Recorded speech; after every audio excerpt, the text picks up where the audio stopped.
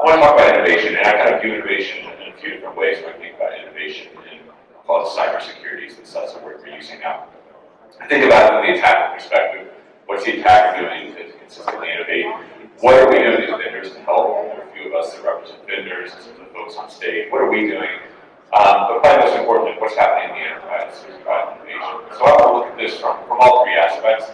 I'm going to talk a bit about what we're seeing in the attacker space. We're really fortunate at Mandiant to be on the front lines of a lot of big breaches. We see some really interesting stuff. In fact, when I asked the threat intelligence team, what are we seeing in terms of attacker innovation beyond the things I'm aware of? It was like 30 minutes thinking exactly what list of things. So I kind of had to pick and choose from the list of a lot of good options. So also to talk about kind of how we innovate in the vendor space. I'll give you some insight into how FireEye innovates.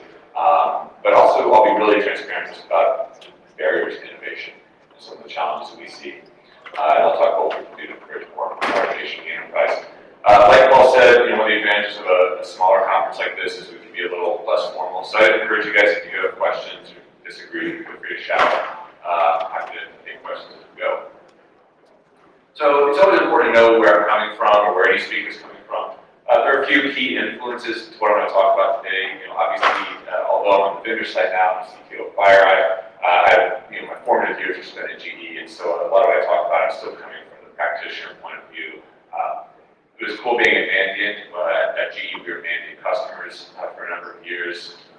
The time that I was at GE was just a really transformative time for security. So we started to deal with nation-state attackers. We brought in Mandiant to get help. And there was a thrill to be at Mandiant for several years as we started to respond to some of the breaches that made headlines. So I'll draw on those experiences. And the last one, I'll touch on a few FireEye products, but if you'll hear me mention FireEye's threat analytics platform a few times, that's not because I'm promoting it or anything, but that was my last role before taking the CTO job, was running the threat analytics platform team. And so I'll talk about just some of our experiences in trying to innovate in a bigger public company. So, it's pretty obvious to most of us, but security spend does keep going up. And Gartner estimates that $76.9 billion this year will be spent on cybersecurity services and products. It's a lot of money and it keeps going up. It depends who you look at. People estimate anywhere from 6 to 12%. The budgets will increase next year, really for the foreseeable future. I think the more interesting thing here is if you look at a more micro view, yeah, the industry's going up, but we're seeing like rapid spending growth in certain industries.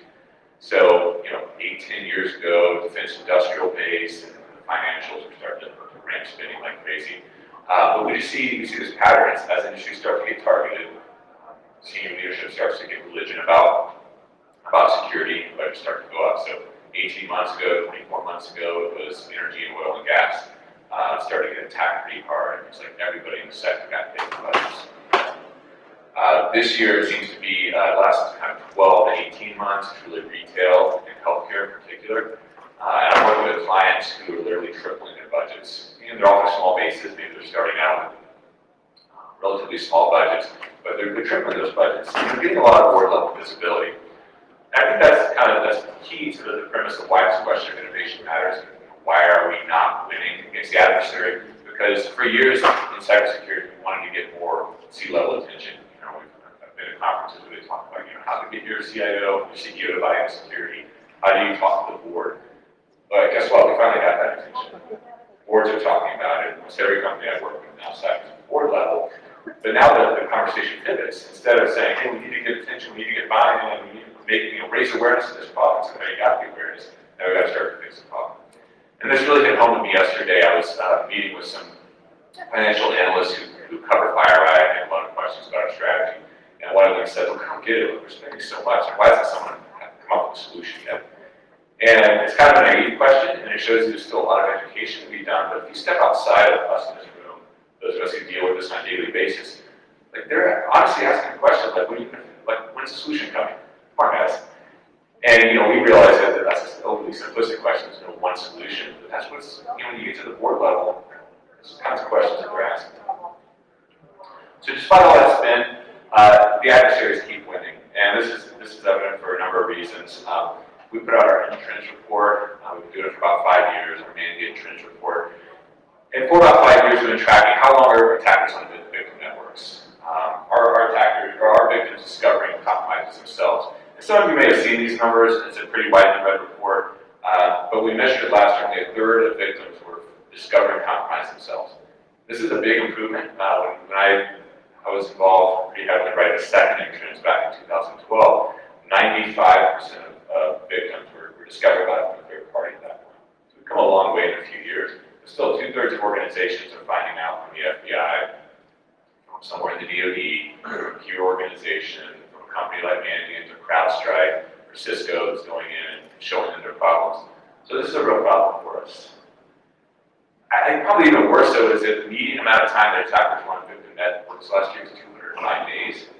We use a median here because if I use just a normal mean average, it would be skewed so bad. We had one IR we did last year where we were able to trace back the evidence and find the attacker who'd been on the victim network for 9 years.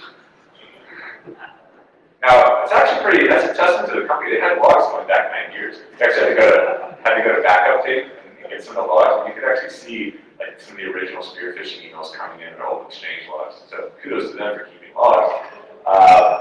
Man, 205 days, 7 months. So that's a problem. We're not fighting on our own. We're not finding it nearly quickly enough. And we know we suck at this. The Information Security and Media Group, ISMG, did a survey this year. They haven't quite released a survey, but I got to really look at the results. They pulled a bunch of companies. 64% of organizations they surveyed rated themselves as average, below average, or failing in their incident response capabilities. It's like we're not doing a good job and we know it. We are spending more and more money. Some of you have budgets that are increasing pretty rapidly. Why are we resolving this one? So, there's a few years, but I'm kind of throwing a phrase to come to the shade. When I wrote that second insurance report back in 2012, we were talking about the theme for it. Which the theme for the report be this year. So what is a continued evolution of attackers? They keep evolving, and marketing was like, no, we did that last year. Can't do it again. And it's sort of every year that's a theme, and you hear it from everybody now. Any talk, the typical threat briefing I give, that a lot of us might give, is about, they keep changing, they keep evolving. And they are. And it's because when it's your job to compromise companies, you wake up every morning and that's your task, you're going to evolve. And I answer, this question comes up a lot when it's like credit card debt. And I seem to get the question every week, hey, in October when we all move to the EMV standard with chip to pin, that's going to take care of the credit card problem, right? It should be good. And it doesn't. This causes a bit of an evolution. In fact, if you look in Europe, the credit card fraud numbers, if you look, there's some graphs out there of total fraud, and then they also will track card not present fraud, CP, which is like on an e-commerce site. What you basically see is when they introduced chip to pin several years back in Europe, the total amount of fraud didn't change at all. So you had your store fraud, there was a card present, dropped dramatically with chip to pin. But e-commerce attacks, where you didn't have the ability to use a chip, spiked way up. And the net of it was credit card fraud didn't change. My point is, the attackers have a job to do. They're not going to go away. They're going to constantly evolve. I'm going to show you a few examples of that we've seen. Some of these examples, I want to keep this really fresh. So I used, almost all of these are examples from the last few months, certainly from this year, late last year. And most of this stuff some of this we've written about, some of it we haven't as well. So this is all, of course, from our Mandiant consulting business. And most of you are probably familiar with Mandiant. Some of you might not know we kept the Mandiant brand under FireEye. We still refer to Mandiant, FireEye company for security consulting, sort of what we're seeing. So Hammer Toss is an interesting example. This is when we did publish more information about. I guess I'm sitting here because that's not good. Hammer Toss was a group that we call ATT 29. Those of you who read our stuff know that we're really creative when it comes to naming red groups. So we don't hold a candle to CrowdStrike for this one for sure, but ATT 29, ATT 1. Hammer Toss is ATT 29, probably one of the best groups that we've tracked in terms of expertise. Operational security, their OPSEC is outstanding. And it's a real contrast when you look at the Chinese threat groups we track. Despite a pretty good skill level, just in general tend to be more brazen and sloppy. ATT 29 is just crisp and very well executed. Hammer Toss is an interesting malware family. It's such a start. We talk about innovation in the attacker space. It's interesting to see evolution from kind of running their own C2 servers. They So most of you probably read the APT-1 report that we did a few years ago, which was the first big report outing the Chinese PLA role in these attacks. Early on in APT-21's life cycle, back in the early 2000s, when we started tracking them, they used their own servers, and they literally racked servers in their data center. You could trace the C2 went right back to their neighborhood in Shanghai. They started to get a little better at OPSEC, moving to jump boxes. That's when they started popping schools, churches, universities, small mom and pop organizations. They hit their web servers and, of course, route their attacks through there. It worked good for them to cover their tracks. It also worked great for us as researchers because we could go and acquire that pop box, that jump box. We could watch the attacker move through it. The attacker knows that that's not such a good idea anymore. So now they've just really evolved it and started to use social media for command and control. So the way Hammertoss works is they'll have the initial payload drop, usually delivered through a spear phishing email, of course. But rather than checking out to C2 infrastructure they maintain, it goes out to Twitter. And they have an algorithm that will generate a new Twitter handle every day. It's usually like a common name with a prepended and appended character. So you have like 01 Charlie 49 or HB Bob 18. Every day is different. And when the operators of the malware want to activate it, they'll go ahead and create the Twitter handle in advance, knowing when it's going to reach out to that Twitter handle. And what they put in Twitter is a link to an image, usually goes to GitHub, and then a hashtag with a byte offset and a key, a decryption key. So you'll see it's linked to GitHub, hashtag 101.go or something. It'll go out to GitHub, it'll grab that image, and use steganography to encode more detailed instructions in the image. So think about it at this point, you're just walking right across the C2 infrastructure, and it's hiding in plain sight. You're going to see, a post reaching out to Twitter, no big deal. Go up to the Twitter account, it's like a URL to some sort of pretty image. But in fact, that's got some detailed PowerShell instructions in it. So it'll take out of the image the detailed PowerShell instructions, it'll execute those. It would generally do things like, hey, look for any Excel file or Word document modified in the last week, bar that up, an encrypted bar, and post the data out and exfil the data. And for exfil, it was really clever as well. I mean, if you want to exfil data, you want a great place to store data. You're going to use cloud storage. So they would use Microsoft OneDrive, a lot of use of Dropbox. And that net of this is, the C2 becomes harder to track because now it's in plain sight. And the attackers have this incredibly resilient, high uptime infrastructure. The Twitter and GitHub and Dropbox are supporting for them. So just a real change from what we used to see in prior years. Black Coffee was another malware family. This is a group called APT-17. And APT-17, Chinese threat actor, based on what we've seen, the types of targets they go after, the way they operate, and really focus on hitting Japanese companies in the first half of this year. What we've seen here is whatever there's regional tension, like the conflict over the South China Sea. We also see cyber conflict escalating as well. So APT-17 wanted to get into this particular company. They tried a few times, they were having trouble. This company was reasonably well defended. And they knew that this company used a particular software package that's really popular in Japan. It's a particular kind of business software that's used commonly in Japan. So what they did is they went and they popped that software vendor who was much more poorly defended. And they did a few interesting things. They hit the compromised external website where the company posted product updates. They stole the code signing cert, and they got all the source code. So they put their malware, their backdoors into the legitimate software source code, signed it, and posted it out to the website as a new update. All this happened without the software company even realizing it. So sure enough, the desired victim company went along, downloaded the software, the backdoor starts beeping out. And then here they did this concept of hiding in plain sight again. They used Microsoft TechNet for all their C2. So they would register a user on TechNet that the software was expecting, the backdoor was expecting. And that user would go and just put these obfuscated commands on the TechNet comments. So comments to a blog post or a technical article on TechNet. And if you were browsing TechNet, you would have seen it. Thought it was just some kind of garbage or something they accidentally pasted in. Had some sort of malformed comment that they put in there, or something corrupted. But in fact, those were the instructions for the backdoor. Really tough for this software company to find. They couldn't figure out, this is our software, it's signed code. Why is it reaching out to TechNet? It's tough for the victim companies to find as well, because it looked like just normal traffic. Black Coffee is a typical backdoor, a good one supports about 15 different commands. Once the victim company had downloaded legitimate software, it worked fine and kept using it, the attacker was able to upload additional files, run arbitrary commands, and create files and directories, that type of thing. WaterMain is another malware family that we've tracked for a while. We've been looking at this one for about 5 years.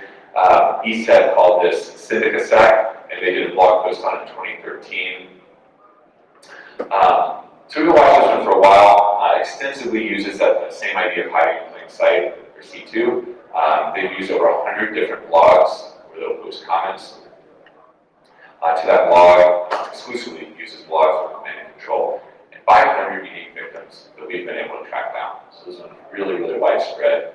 Also looks to be Chinese backed. I know we get poked a bit at FireEye mandate. It's like, you see China and everything. That's a criticism. We actually don't. Of all the threat groups we track, there are about 300 different groups. I'd say about 50 to 60 that we know really well. I'd say about a third of them are Chinese. So we still do a lot of it, but believe it or not, it's a minority what we do now. But nonetheless, a lot of the more interesting stuff is Chinese, so we still talk about it. They were targeting activists within China themselves, so activist groups that were causing political problems in both China and Nepal, but ultimately 43 different countries. So a lot of targeting of dissidents with WaterMain. We did do a report on this one as well. A lot of interesting stuff with WaterMain, and if you're interested in learning more, they extensively use WMI instrumentation to do a lot of their reconnaissance and their exfiltration, so it's an interesting one. One of my favorite ones is Fin4. This is a report we did last year. This was a group, not Chinese, American actors here. Fin is financially motivated. This was just fascinating because it was almost completely malware-less. There was some DB script, almost about the extent of the use of malware. They would send extremely well-crafted phishing emails to C-level execs at healthcare, biotech, life science companies. They would always go after CEOs, CFOs, directors of research, that type of thing. They would send them articles of interest, really well-formed blog posts. They would act like they were industry analysts, get them to open that email. And the VB script just popped up a little modal dialogue that said, Outlook needs your user, your window, your Outlook needs your credentials. It's the pop-up we've all seen that you get from Outlook, your password changes or whatever. And of course, we're all conditioned to just enter our credentials. It was a fake dialogue though, and it immediately posted credentials out to the attacker C2. All the victims had single-factor Outlook web access. So once they got those exchange credentials, the attackers just went to the OWA site for the company and then logged into their inboxes. What I think was really interesting though, and just clever, is the way the attackers covered their tracks. They would get into those inboxes and create Outlook rules to automatically delete any message that had a body of a subject, words like fish, or hack, or malware. So you have these Outlook rules in the user's own inbox that were deleting any attempt to warn them. And sure enough, you get somebody in the organization who would report it to security. Security would blast an email out, hey, warning, be careful of this fish that's going around, someone's trying to hack us. The victims never saw it. It actually worked. We would go back after the fact and talk to these victims, and security guys said, we sent an email, we tried to tell everybody, but that email never got to the victims.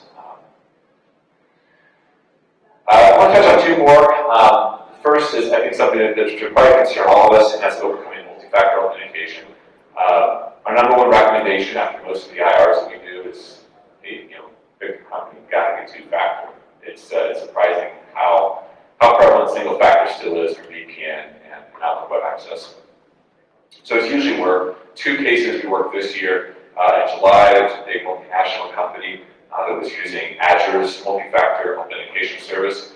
It's not a knock on Azure. It's a good service. It makes it a lot easier for companies to do multi-factor auth, and then you just really need to call their APIs with a few lines of code. You don't have to set up your own infrastructure. They handle the provisioning. But therein lies the weakness. Is this company was compromised. Attackers got to AD, dumped the AD creds, and looked for users who weren't yet enrolled in the Azure multi-factor auth. And what they would have to do is just take those AD credentials, go out to the Azure provisioning page, enter their AD credentials, and they would get the second factor token. So they're registering on behalf of legitimate users with legitimate credentials, and the users never realize it. So now these attackers have the two-factor. They would use that to authenticate to a lot of sensitive company environments where the company had done the right thing and it added two-factor auth. The other one that probably hits home, if you're using Azure MFA, want to be aware of that. Most of us are probably using soft tokens though. And earlier this year, we investigated a US shipping company that was compromised. The attackers actually were able to go in and provision themselves soft certs. And what they did is, when they got inside the company with spear phishing, they immediately pivoted to the identity management server. They controlled that, and they issued themselves new tokens, new seed tokens. So just like your identity management folks would do, if you have a new PC, you need a new token provision, they're going to send you that seed token.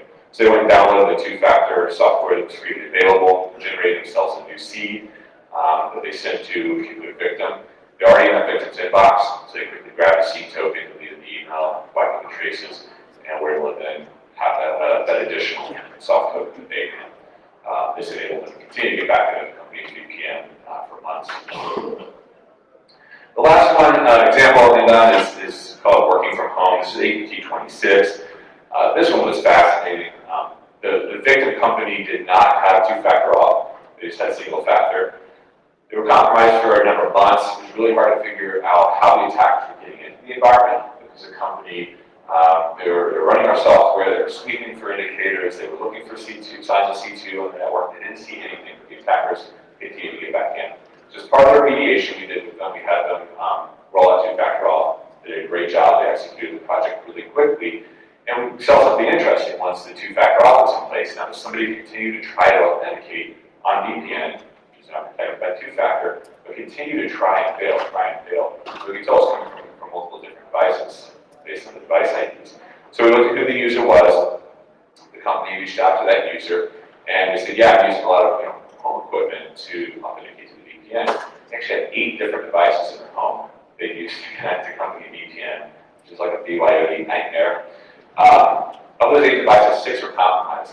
And what's fascinating is that two of them were running Windows 7 and Windows 8. One was a MacBook, and one was an iPad. And that was interesting too. This wasn't just the iPad set up to automatically retry to log in and fail. It was very clear based on the timing of when they were trying to access it. Somehow they were trying to authenticate to the VPN from that iPad. So unfortunately, since it was a personal device, we didn't get to look at that one closely. Can't quite explain how the attacker would have been doing this, but the user swears they were trying, they had to use that iPad to connect it once to the VPN, but the attacker somehow was able to try to route through it. We've actually seen this with increasing frequency recently. The attackers are going to home users and compromise. So if they have a particular exact they want to target, go to the home and try to get it there in a personal email. We've even seen cases where spouses of high-value targets are targeted on their email. So there will be a CFO of a company that can't get into the corporate network, do some Googling, some recon, find out who his or her spouse is, get their personal email, do social media, whatever, and hit them, and get up to the home network. All right, so why can't we keep up? What's our problem here? So being transparent, it's hard to create a new category. So I think FireEye has our MPX technology. It's the product, the core technology, the virtualization technology behind our web and email products. It's kind of a marketing acronym, stands for multi-vector, multi-flow execution engine. It's a mouthful.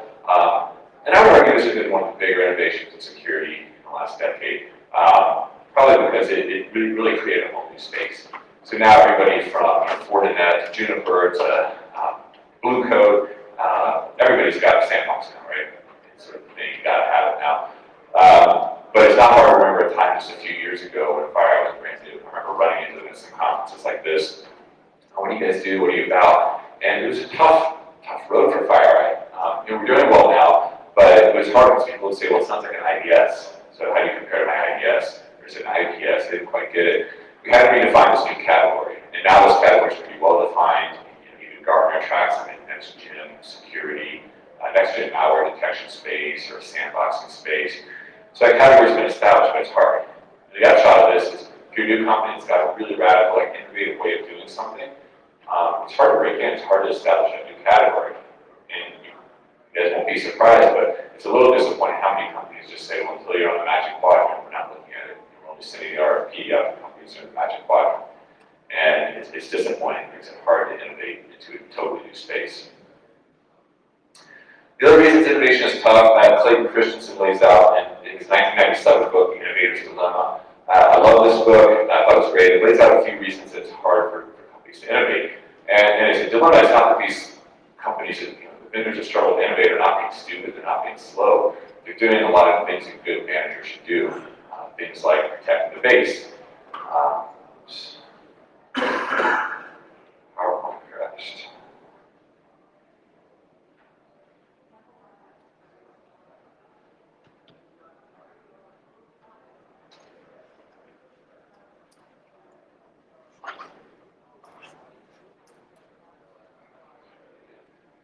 We're protecting the base. Examples of that, of course, Sony with the Walkman. Only extending the Walkman, like I said, mini disc, and missing the opportunity to hit the MP3 revolution.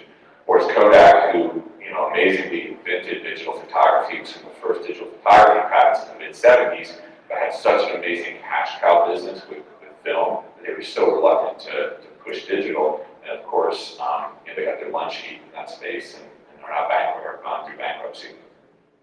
And Blockbuster, it's not that they didn't see the streaming revolution coming necessarily. They had such an amazing business with those physical VHS and DVD rentals that they were reluctant to move off as well. And I just see this all the time in security. You get really great security companies, and I think back to like how revolutionary ISS was in the day. And they get acquired by a bigger company. It's not that a company's bad. It's easy to make fun of IBM or Symantec or HP as these places that cool companies go to die. But it's not true. That's a little bit flippant, right? The fact is, you get into a big company and they're public now. They got to worry about margins, and they've got this great business and they need to protect it. So it's a legitimate concern and it really hampers innovation. The other problem that Christensen defines is that good vendors listen to their customers. And when you talk to your customers, you create an echo chamber where you say, "Hey, how do you like our product? It's good. What else would you like to see? What about these 3 more features?" Before you realize that you're just building a better mousetrap, but it's an incrementally better mousetrap. You didn't throw the mousetrap out for a different way to address the problem. So you do the responsible thing. You continue to make your product better and better, but it limits your ability to shift into a completely new adjacent space. And then, vendors need to watch their margins. It's often investing in a brand new space means you're going to take lower margins. You're going to have to sell that product for less when you get started, or it might fundamentally just be a cheaper way to address the problem, and that's hard. You've got to be a good business development, especially if you're a public company. This is one area I really admire our CEO, Dave DeWalt. We're a public company. Investors watch our margins. We spend 41% of our revenue on R&D, though, which I think is about double any of our competitors. So it's a big absolute dollar amount. We do continue to take risks and invest in new areas, but I can tell you it's tough, and I'll give you some specific examples here in a minute. But it's not just all vendors. It's not just us being like Silicon Innovate necessarily. If you're in the enterprise, you kind of play a role in this as well. And enterprise buying habits make it really tough for us to innovate. One reason for that is customer budgets are just really written in stone. And so I'm drawing on some personal experience. About 3 years ago, we started our threat analytics platform product, TAP. We set out with a core group of guys, actually quite a few guys from GE Cert. We said, we're going to do something different. Like SIM has failed. SIM has, many of you might be good use of SIM for sort of basic alerting and for compliance reports. Most of our customers that we talk to aren't heavily using SIM though to detect advanced threats or to do incident response. It's sort of there. So let's do something totally different. This will be like incident detection and response platform. And we're not going to do all the SIMmy stuff like compliance reports. Right? That's not value add for a security team. But sure enough, when you take a product to market, you start to hear from customers, well, it sounds a lot like SIM. I don't really love my SIM, but I do have a SIM line item in my budget. And if you guys want that, you're going to need to do things like compliance reporting. So we started out all principled and naive and said, hey, it's not going to be a SIM. This is totally different. And then within 6 months, we were like, okay, fine. It's a SIM.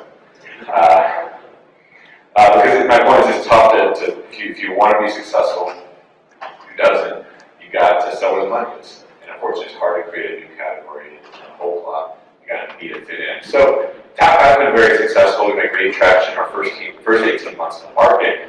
And we continue to innovate, and so it's good. We got the traction we needed. But we have an item on the roadmap for the next 6 months to really focus on compliance reporting. I think that we said we never wanted to do.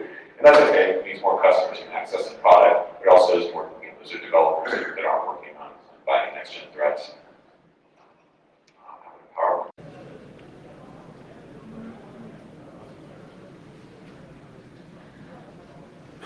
Right. So the other reason I think it can be tough to innovate is that it's an old cliche from the 80s. Nobody ever got fired for buying IBM. Nobody ever got fired for buying Oracle. Or I might even say no one ever got fired for buying McAfee or Symantec. When you're making a purchasing decision, as you all have certainly been involved with, sometimes it's easier to pick the no name.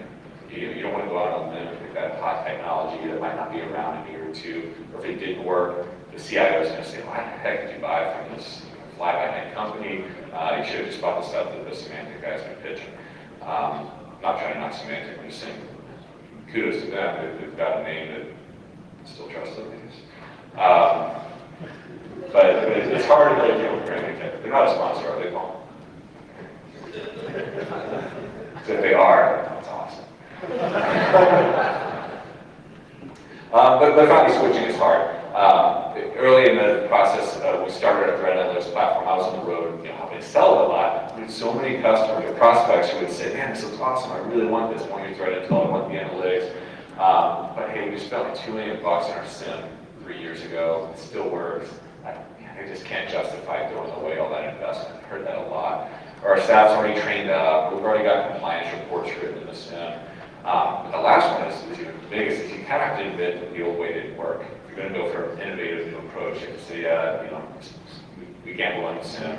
We need to pick on the SIM space, but we gambled on whatever ideas or new ideas, and it didn't work that well. So it's tough when an enterprise wants to switch. It's hard to make that decision. All right, so where can innovation come from? How do we wrap it up and talk about the light at the end of the tunnel? The first, some vendors will take risks, and this again, we're all fire at the back a little bit. The example I show up here is something we call the Cloud Collector that we rolled out recently. We want to leverage the best of what's already out there, so we're taking advantage of Bro. I know Liam's here and has done some training. But we absolutely love Bro. We've introduced it to a number of customers. What we've done is take this very low-cost collector, very different from the old FireEye model. There's a lot of tremendous value in our UBX products, but we realized if you want to scale out to a company that has hundreds of locations, you can't necessarily put a $50,000 appliance in every one of those locations. So we take advantage of these very low-cost sensors, distribute them all over a network. We have one customer now that's in the process of deploying over 1,800 of these. And we'll give it away as software. If somebody wants to run it as a VM, it's Pro, it's not our secret sauce. We'll give it, so we have a little package that works with our products.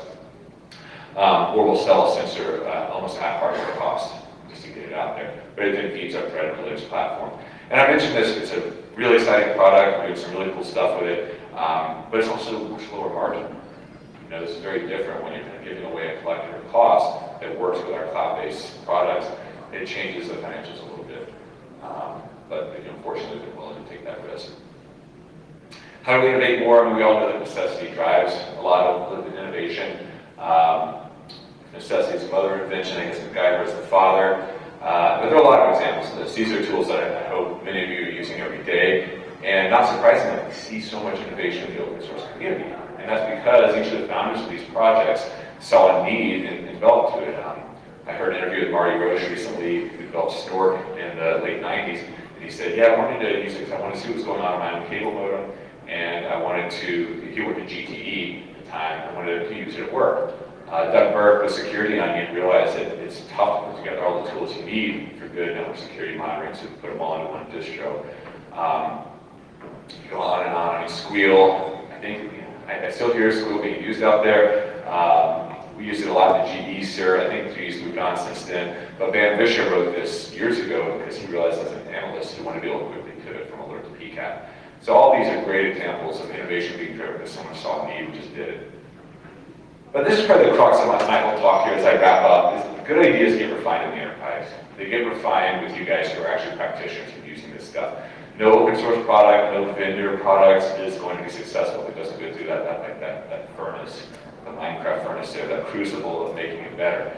And I think, this was just me brainstorming examples, but there's stuff that I have seen, either we did at GE or I've seen others do in industry years and years ago. They're just becoming hot now as sort of spaces.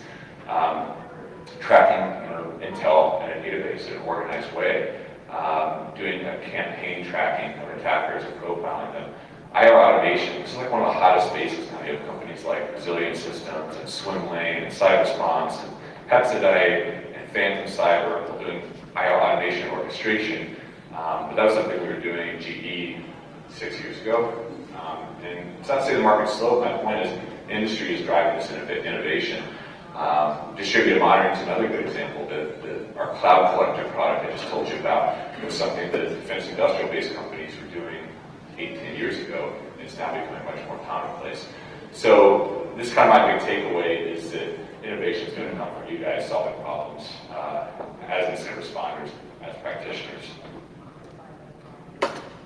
So I'll make 2 points here as I wrap up. Where does the innovation come from, and what do vendors need to do, what can the enterprise do? Vendors have to be willing to take risks of lower margin opportunities. I do see more vendors willing to do that because they know we've got to take different approaches to solving these problems. But we also have to let teams innovate, I think, outside of traditional engineering and product teams. What I mean by that is you can't expect a product team necessarily to do the big leap ahead stuff because they're tasked with churning out the next version of software. This goes hand in hand with keeping R&D close to the problem. At FireEye, we've done something very interesting. We have several different teams doing R&D. One is kind of more a core traditional R&D team. We've also got a team, Lyman Consulting, called the Innovation and Consulting Team, or ICE. And they're tasked exclusively with building new techniques and new products to help our consultants.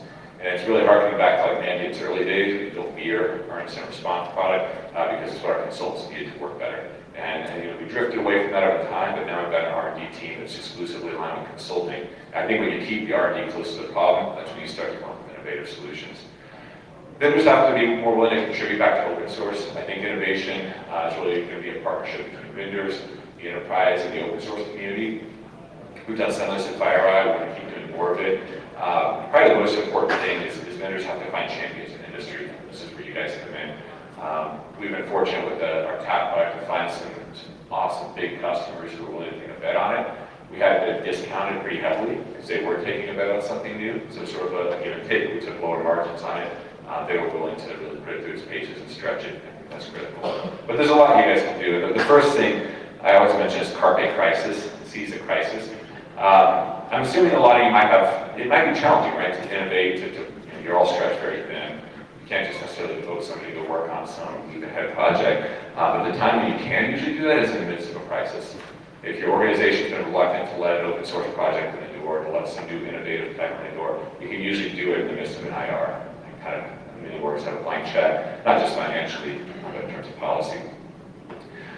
Really emphasize rotational assignments. We did some of this back in GE. Because it's so hard to innovate when your head's down, going 60 plus hours a week, consider having someone that can break out for like a 3-month rotational assignment and just work on a moonshot. And I've seen this work really well, and the great thing is it's really good for people development. People love to be able to do this, to get a break from the IR grind and actually work on something leap ahead. Orgs have to ignore the sunk cost fallacy. The fact that we spent $1 million on something that just isn't working, you can't hang on to it. You can't let it keep dragging it down. Sort of basic decision making. Supporting those vendors who support open source projects. And then this is kind of fundamental, but I hope most of your organizations are able to use open source. I just met with a company on Tuesday. We talked about some of this, and so we just can't use any open source products. Our lawyers won't allow it. And that's unfortunate, but if the lawyers feel the idea of you kind of using and contributing back, perhaps we can develop things internally that you can share with like an ISAC or a regional group. In other words, building something cool internally, you don't necessarily have to open source it. You can certainly share that with other peers who can start to play with it and do it a little more informally. The other point I made, I'm going to start with orchestration. The point I'm trying to make is, when you're looking at innovate, it might be hard to say we're going to replace all of our network sensors with this brand new product from FireEye, from CrowdStrike, from the open source community. But you might be able to do, like, take small steps first. So where I've seen orgs do this is starting to tie systems together for orchestration, for automation.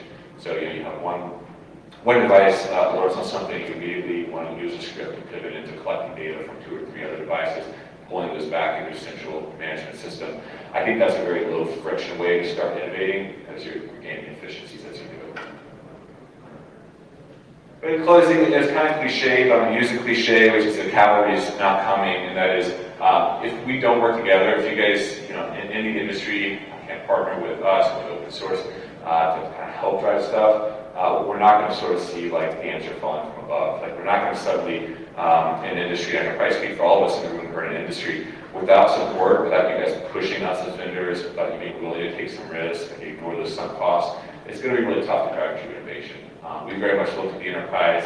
I gave the example earlier of all the cool projects that we've seen come out of the enterprise, and now I'm going to go to the vendor side and look, grab those, commercialize, and take them to the next level. But it really does start with you guys. I think you guys can get sources of innovation, both within your own companies as well as in the industry more broadly.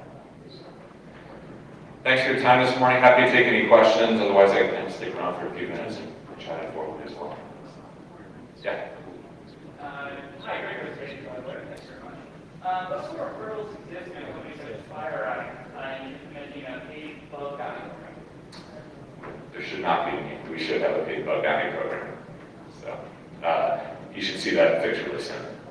So, and more generally, I think the hurdles companies. I think companies, there's a general fear of should we pay people to find bugs and people to start looking for bugs. That's exactly the point. Good question. This is spot on for this week in particular. Yeah. Any other questions? I've got one if there are no others. Yeah, sure. It is. I was a researcher for a long time, and now I run a startup, and we think we've got something pretty innovative, on the order of something sandboxy, like not a sandbox. How do you get over that hurdle of getting people to believe in your idea and try it out? So I can tell you what FireEye did early on. Some of the early folks at FireEye had relationships and literally gave the products away to start to validate it. We used to always say at GE, we would beat the crap out of vendors, and we'd be like, you should be giving us your product. You should be paying us to use your product. As our sourcing guys sort of beat their chests and look like that 99.8% discount.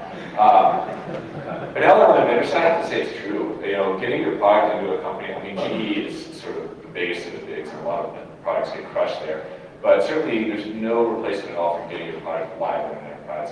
Get it out there for free, be willing. Unfortunately, it means you got to have the funding to last a few years, why you don't get that revenue. But getting it out there, getting those early reference customers, I think is critical. I see a lot of, I just know a startup last week who's taking a very different approach. I've got the best stuff, and they had one paying customer. I asked them about the strategy. Are you guys giving it away to get it to the enterprise?